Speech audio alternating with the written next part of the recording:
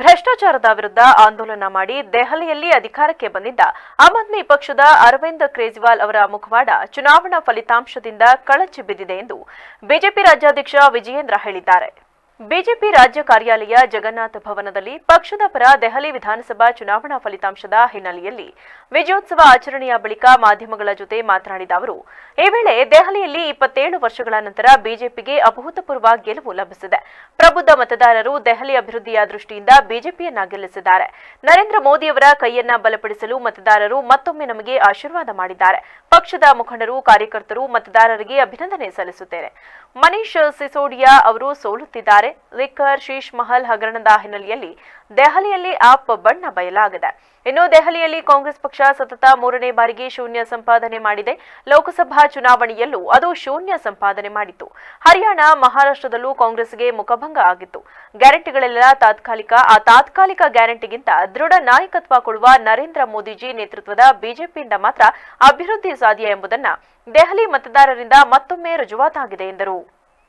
ಭಾರತೀಯ ಜನತಾ ಪಾರ್ಟಿಗೆ ಒಂದು ಅಭೂತಪೂರ್ವವಾಗಿರ್ತಕ್ಕಂಥ ಗೆಲುವು ದೆಹಲಿ ರಾಜ್ಯದಲ್ಲೇ ಆಗಿದೆ. ಹಾಗಾಗಿ ಸಂದರ್ಭದಲ್ಲಿ ದೆಹಲಿಯ ನಮ್ಮ ಎಲ್ಲ ಪಕ್ಷದ ಮುಖಂಡರಿಗೆ, ಕಾರ್ಯಕರ್ತರಿಗೆ ಹಾಗೂ ಮತದಾರರಿಗೆ ಅಭಿನಂದನೆಯನ್ನು ನಾನು ಸಲ್ಲಿಸೋದಕ್ಕೆ ಇಚ್ಛಪಡ್ತೇನೆ.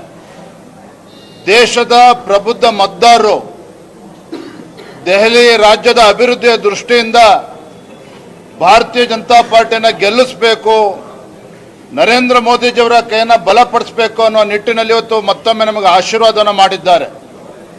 ಇದರ ಜೊತೆಗೆ ಯಾವ ಆಮ್ ಆದ್ಮಿ ಪಕ್ಷ ಭ್ರಷ್ಟಾಚಾರದ ವಿರುದ್ಧ ಆಂದೋಲನವನ್ನು ಮಾಡಿ ದೆಹಲಿ ರಾಜ್ಯದಲ್ಲಿ ಅಧಿಕಾರಕ್ಕೆ ಬಂದಿತ್ತು, ಅದರ ಆಮ್ ಆದ್ಮಿ ಪಾರ್ಟಿಯ ಅರವಿಂದ್ ಕೇಜ್ರಿವಾಲರ ಮುಖವಾಡ ಇವತ್ತು ಕಳಚಿ ಬಿದ್ದಿದೆ.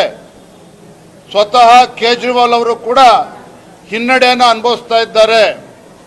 ದೆಹಲಿ ರಾಜ್ಯದ ಮುಖ್ಯಮಂತ್ರಿಗಳು ಅತೀಶ್ ಅವರು ಕೂಡ ಇನ್ನೇನು ಸೋತಾಗಿದೆ. ಮನೀಶ್ ಸಿಸೋಡಿಯಾನು ಕೂಡ ಸೋಲ್ತಾ ಇದ್ದಾರೆ. ಇದರ ಅರ್ಥ ದೆಹಲಿ ರಾಜ್ಯದ ಜನರ ಮುಂದೆ, ಮತದಾರರ ಮುಂದೆ ಆಮ್